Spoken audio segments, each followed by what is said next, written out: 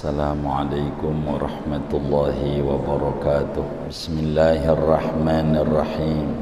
Alhamdulillahi rabbil alamin. Wassalatu wassalamu ala sayyidina Muhammadin wa ala alihi wa sahbihi ajma'in. Amma ba'du, faqad qala al-imam wal-muallif rahimahullahu ta'ala wa nafa'ana bihi wa bi barakati ulumihi wa ghafara lahu wa limasyayikhihi wa limasyayikhina amin. Kitabut Taharati, adapun ini yaitu kitab menerangkan hadis-hadis yang berkenaan bersuci.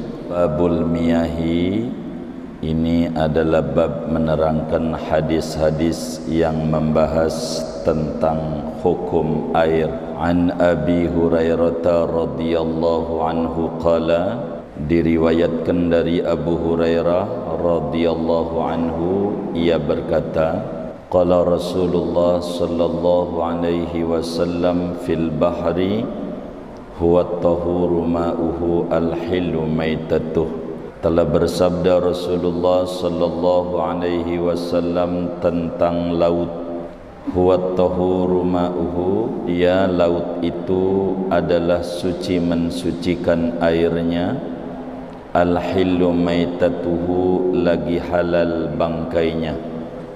Akhrajahul arba'atu, telah mengeluarkan yakni meriwayatkan ini hadis oleh imam yang empat, yakni Imam Abu Dawud, Tirmidzi, Nasa'i dan Ibnu Majah, Wabnu Abi Syaibah, dan meriwayatkan ini hadis oleh Imam Ibnu Abi Syaibah, wal lafdu lahu, dan adapun redaksinya yaitu bagi Imam Ibnu Abi Syaibah, wa sahhahahu Ibnu Khuzaimah wa Tirmidzi, dan menghukumi sahih ini hadis oleh Imam Ibnu Khuzaimah dan Imam Tirmidzi.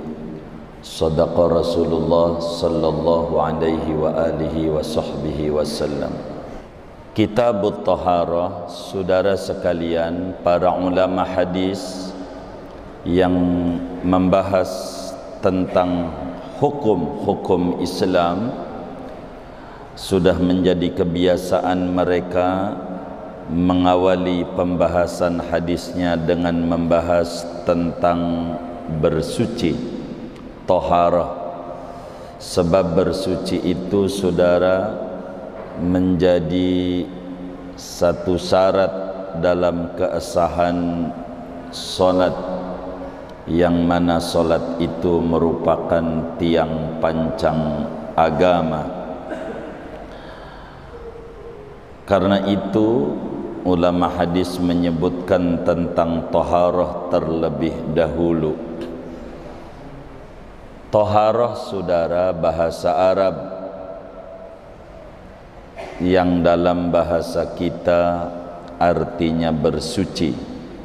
Di sini disebut kitabut taharah, kitab. Kalau arti kitab itu adalah satu nama bagi sekumpulan ilmu yang ditentukan, yang cakupan di bawahnya ada bab, ada fasal. Itulah yang disebut dengan kitab. Nanti ada bab. Kalau bab berarti satu nama dalam sekumpulan ilmu yang menunjukkan kepada makna yang tertentu, yang cakupannya ada pasal-pasal pada umumnya. Yang tidak umum kitab kita bab ada tapi pasal tidak ada. Begitu. Taharah, saudara, dalam bahasa, karena taharah ada dua tinjauan. Ada tinjauan secara bahasa, ada tinjauan secara terminologi agama. Taharah dalam bahasa artinya al-khulusu minal adnas, sawa'un kanat hissiyatan aw ma'nawiyatan. Taharah dalam etimologi artinya bersuci atau membersihkan daripada kotoran, yang mana kotoran itu ada yang fisik, ada kotoran non fisik. Begitu, ada kotoran yang kelihatan, ada kotoran yang tidak kelihatan. Mana kotoran yang kelihatan, biar gampang darah, begitu, itu kotor, najis. Mana kotoran yang gak kelihatan, seperti mengeluh, itu najis juga, najis batin namanya. Mengeluh itu juga kotoran, kudu dibersihkan. Makanya ada hadis Nabi yang beliau sabdakan, innal malaikata la tadkhulu baitan fihi kalbun. Kata Nabi, sesungguhnya malaikat pembawa kebahagiaan tidak akan masuk ke dalam rumah yang di rumah itu ada anjingnya. Ini rumahnya ada anjingnya enggak? Hah? Enggak ada. Begitu. Kalau rumahnya ada anjingnya, itu enggak bakalan bahagia hidupnya. Pertanyaannya, kita enggak ada anjingnya tapi sering puyeng juga. Suka puyeng enggak? Sering. Nah ini, maka anjing itu apa? Anjing itu satu binatang yang kalau dikasih makan dikit melet-melet, dikasih makan banyak juga melet-melet. Itu anjing. Jadi sifatnya mengeluh, dikasih dikit melet, banyak juga melet.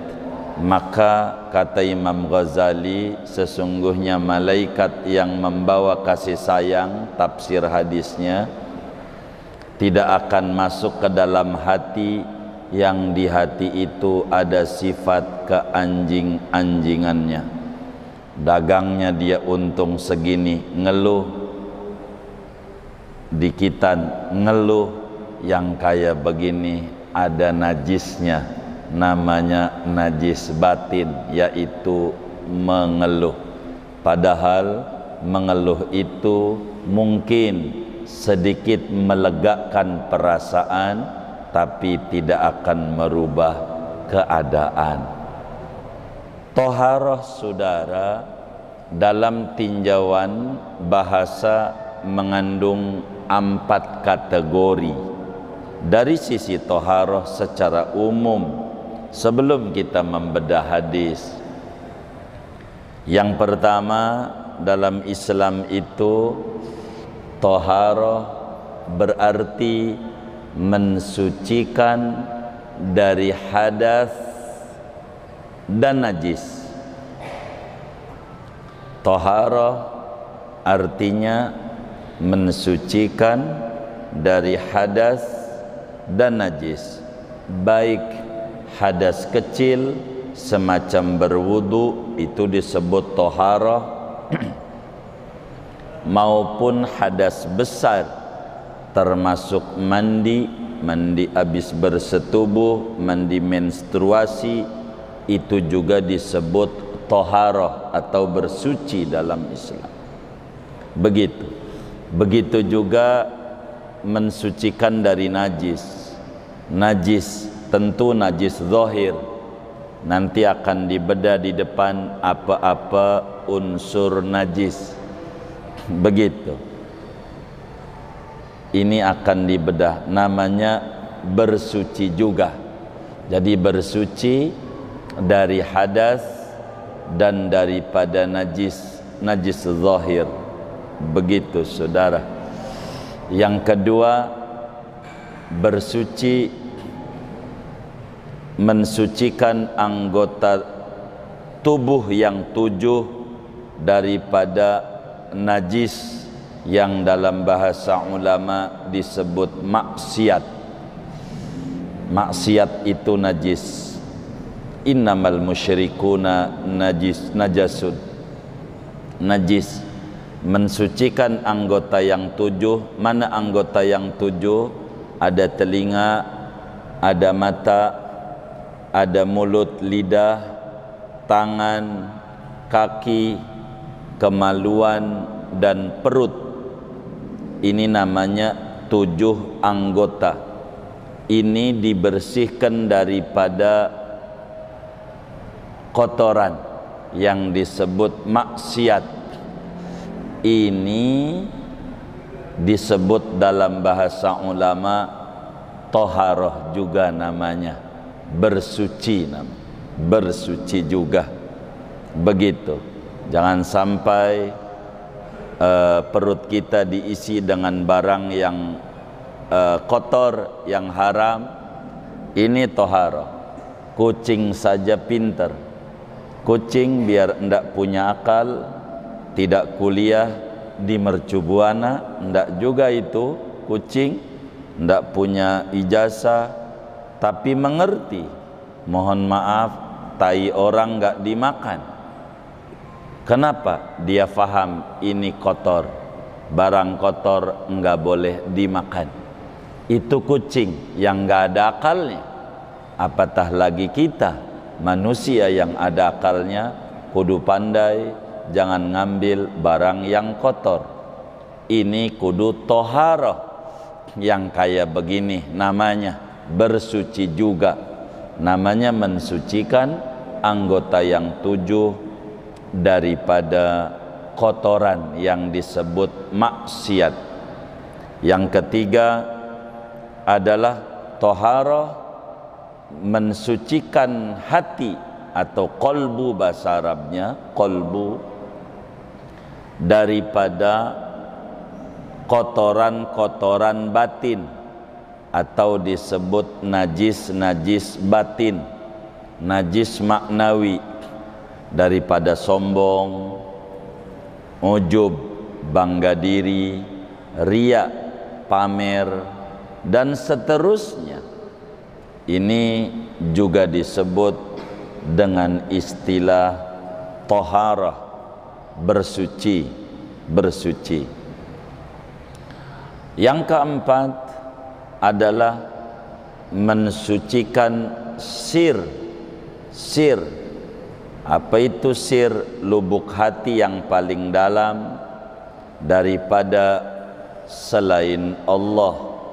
Lubuk hati yang paling dalam isinya harus Allah, biar mendapatkan ketentraman. Ala bidzikrillah tatma'innul qulub wala dzikrullahi akbar.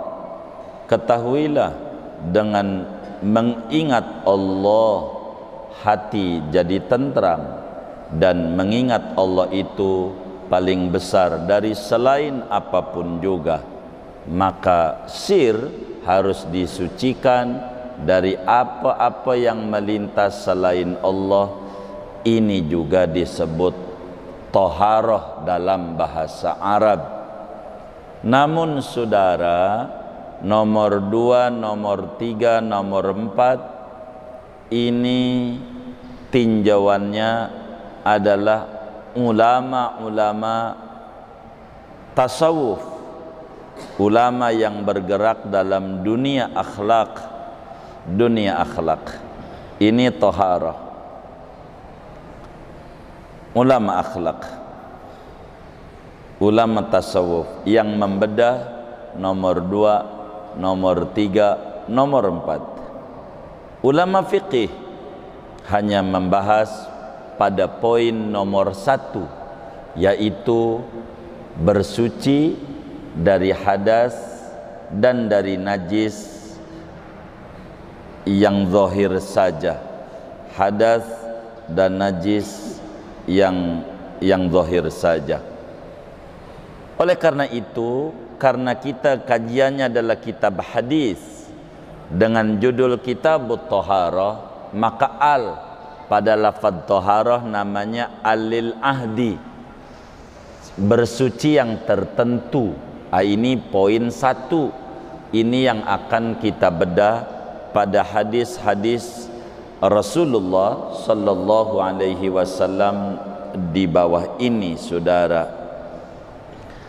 Oleh karena itu, toharo dalam terminologi agama, yakni kajian dalam hukum Islam, adalah raf'ul mani'il mutarattibi minal hadasi awin najisi.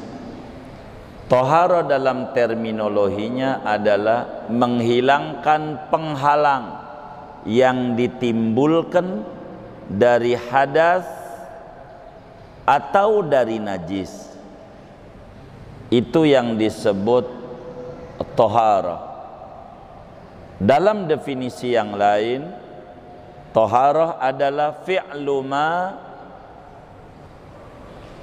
tutawaqqafu alaihi sihhatus salati min wudu'in au ghuslin au tayammumin au izalati najisin. Tohara adalah mengerjakan hal-hal yang dibutuhkan untuk keabsahan solat. Itulah tohara. Jadi mengerjakan hal-hal yang membuat solat jadi sah, semacam berwudu, semacam mandi, semacam bertayamum, dan semacam menghilangkan najis. Ini disebut tohara. Banyak definisi ulama berbicara tohara. Ada ulama yang menyebutkan tohara dengan definisi raf'ul hadas wa izalatun najis au ma fi ma'nahuma au fi suratihima. Tohara adalah mengangkat hadas dan menghilangkan najis, atau yang dalam bentuknya atau semaknanya. Itu juga disebut dengan toharoh, saudara, dalam agama, dalam terminologinya. Singkatnya, dengan kita mengkaji kitabut toharoh, sasaran tujuan yang akan dibedah 4. Yang pertama akan membedah tentang wudu. Yang kedua, kita akan membedah tentang mandi dalam agama. Yang ketiga akan membedah tentang tayammum sebagai pengganti daripada wudu dan mandi. Yang keempat, kita akan membedah tentang menghilangkan najis. 4 ini tujuan kita mengkaji hadis-hadis hukum berkenaan dengan bersuci, yaitu wudu, mandi, tayamum, dan menghilangkan najis. Untuk menuju 4 tujuan ini ada medianya, ada wasilahnya. Maka wasailut toharoh juga 4. Media untuk menuju bersuci ada 4. Yang pertama air. Inilah kemudian kiai kita menyebutkan babul miyah, bab menerangkan hadis-hadis tentang air. Karena kalau ngomong solat kudu wudu, wudu ini ada medianya. Apa alatnya? Medianya untuk wudu. Ada air, ada debu. Ini namanya untuk tayamum. Ada debu, begitu. Jadi ada air. Ini namanya disebut wasailut toharah. Ada air, ada debu, ada alat penyamak namanya, ada menyamak, ada dabir. Ini diantara alat-alat atau wasailut toharah. Dan ini yang akan kita bedah saudara-saudara sekalian. Yang perlu kita fahami bersama hadirin, istrinya Rasulullah sallallahu alaihi wa alihi wasallam, Sayyidatuna Aisyah ummul mukminin, putrinya Abu Bakar Siddiq radhiyallahu taala an, beliau menyatakan dalam satu kalamnya, kata beliau, ajibtu liman yatatahharu fi kulli yaumin wa lailatin khamsa marratin wa la yatatahharu fi qalbihi. Aku heran kepada orang muslim yang bersuci minimal dalam sehari semalam 5 kali berwudu, namun tidak berupaya untuk membersihkan kolbunya. Artinya, kenapa Islam itu membedah tentang tohara? Saudara, tidak boleh kita melupakan seorang muslim tergambar dalam pikirannya ketika kita mau sholat, kemudian Allah wajibkan kita ketika mau sholat bersuci, yakni berwuduklah kita dengan air 5 kali sehari semalam untuk kita beribadah kepada Allah. Lalu apakah hanya sebatas ini kita disuruh bersuci? Sebatas 5 kali kita berwudu? Hanya itu tujuan Allah dan Rasulnya mengajarkan kita bersuci? Begitu. Tidak boleh terbayang dalam benak kita Allah wajibin kita hanya 5 kali bersuci. Bukankah seorang muslim itu mengenal ibadah itu bukan sholat doang? Zakat juga ibadah, puasa juga ibadah, baca Quran juga ibadah, baca solawat kepada Rasulullah sallallahu alaihi wasallam ibadah, beristighfar juga ibadah. Kenapa ini tidak diwajibkan bersuci? Artinya ketika orang berzakat, ngeluarin zakat, enggak, apakah kudu punya wudu? Begitu. Ketika puasa, apa kudu punya wudu? Ketika berdoa, apakah diperintahkan untuk berwudu? Baca solawat, baca istighfar, dan seterusnya.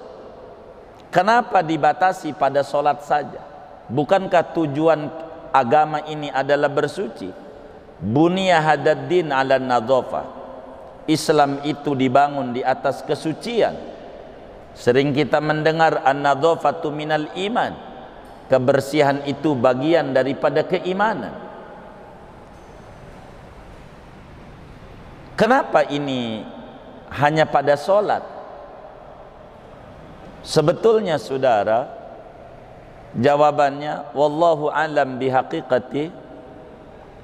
Dalam solat ini dikerjakan secara berjamaah di masjid, dan kita berinteraksi dengan orang lain, sehingga tidak boleh seorang muslim tampil dalam keadaan kotor. Kudu tampil dalam keadaan yang sangat cakep. Maka toharoh saudara, bersuci ini bukan sebatas dohir doang. Maka 4 itu yang kemudian kita bedah. Meski di dalam kajian hadis hukum kita akan bebedah cuman 4 saja, yakni nomor 1 dari 4 itu saudara. Islam ini mengajarkan bersuci. Maka di dalamnya di sana betapa Rasulullah SAW bilang, siapa yang makan bawang mentah nggak usah ke masjid, sholatnya di rumah aja. Yang makan jengkol, kata Nabi, di rumah aja sholatnya, nggak usah ke masjid. Dalam rangka apa?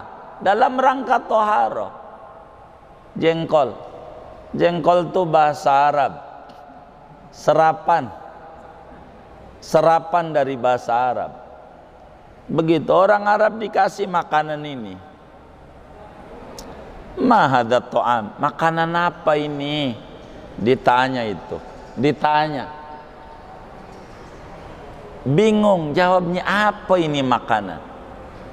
Dia komentar nih orang Arab, zen kul, zen kul, makanan nikmat. Zen tu nikmat, kul tu makan, makanan nikmat. Zen kul, kata kita, iya iya, jengkol, jengkol, begitu. Itu begitu, komandan, begitu tuh sejarahnya komandan. Zen kul berubah jadi jengkol, ya udah begitu. Sampai berubah kancing lepis, apa aja dah. Itu begitu, nggak ada di sono masalahnya makanan ini. Adanya di kita punya negeri. Zen kul, satu makanan yang berkhasiat mengkikis penyakit kanker. Orang yang makan jengkol jantungnya bakal sehat, tidak bakal kena penyakit kanker. Jengkol itu nikmat. Begitu. Itu begitu. Ini dari bahasa Arab. Nabi menyuruh kita bersiwak, bergosok gigi. Nabi menyuruh kita dengan pakaian yang bersih. Ini karena Islam berdiri di atas kesucian. Jadi berbicara bersuci bukan sebatas suci fisik, suci aspek lahiriah. Di dalam lagu Indonesia Raya aja tuh, coba perhatiin, bangunlah jiwanya, bangunlah badannya. Jadi yang pertama kali kita harus bersihkan adalah jiwa. Dari jiwa ini dibersihkan dari ujub, sombong, ya bangga diri, ngeluh, macam-macam. Kudu bersih sehingga bisa duduk sifat ketawaduan, duduk sifat qanaah. Tapi tidak cukup ini aja, karena ini batin, tidak kelihatan. Kudu terus mensucikan, melahirkan anggota tubuh kita yang 7. Tidak boleh kita memakan barang yang haram. Tidak boleh kaki kita melangkah ke tempat-tempat yang tidak boleh dalam rangka kesucian. Begitu. Tidak boleh tangan kita ngambil barang yang bukan haknya dalam rangka toharo, dalam rangka kesucian itu sendiri. Sampailah pada akhirnya di Islam diajarkan bagaimana cara kita menghadap kepada Allah.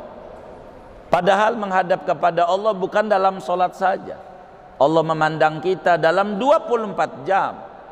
Maka bukan saja kita kudu suci ketika solat saja, kudu suci ketika ke masjid saja, tapi kita kudu suci dalam berbagai aspek kehidupan kita. Dan inilah kenapa ulama-ulama Islam menuliskan kajian Kitabut Thaharah sebagai pembuka. Bila ulama yang menjurus kepada ilmu fiqih pada berbicara tentang wudu, air dan seterusnya, maka ulama sufi akan menerangkan tentang taubat sebagai terminal pertama di dalam pembedahan kesucian batin. Kudu bersih hati dari tujuan.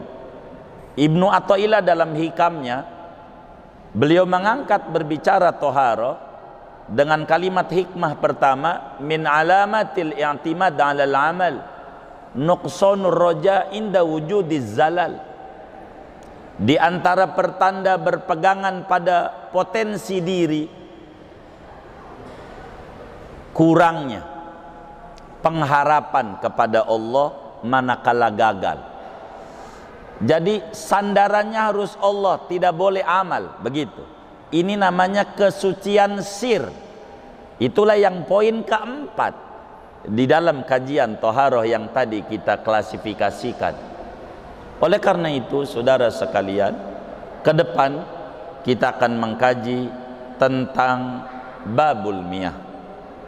Karena berbicara bersuci, di antara alatnya adalah air, maka yai kita akan menjelaskan babul miyahi, bab menjelaskan tentang hadis-hadis yang membahas tentang air mana yang boleh buat wudu, mandi, air mana yang tidak boleh buat wudu dan mandi, air mana yang buat minum juga nggak boleh, buat wudu apalagi.